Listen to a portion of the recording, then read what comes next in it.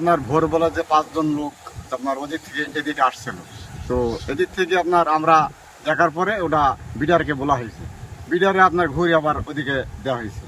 তো এই নিয়ে একটা গ্যাঞ্জাম হলে আমরা খুব আতঙ্ক সৃষ্টি হয়ে আছি। পুরো ভারত থেকে 6টা লোক পাঠিয়ে দিলে, একটা লোক পালিয়ে গেছে। বিএসএফ আমাদের বিএসএফ আছে বর্ডার গার্ড, তাদেরকে বলি তো সরকারের সাথে পাঠিয়ে দেবে, লোক পাঠাইলে যদি আমাদের বাংলাদেশের লোক হয় তাহলে বাংলাদেশে নেবে, নাহলে নেবে না, তাদেরকে লোক তাদেরকে পাঠিয়ে দেওয়া প্রায় সারা রাত আর 3টি পর্যন্ত 2টি পর্যন্ত পাহারা দিয়ে। সীমান্তে গন্ডগোল হলে পুশিং হলে এটা তো অবশ্যই আমাদের জন্য দুঃখজনক, কেননা এখানে গন্ডগোল হলে আমাদের জন্য অবশ্যই বিপজ্জনক অবস্থা। আর তারপর বিএসএফ তো ওপেনলি আমাদের বাংলাদেশে প্রবেশ করে।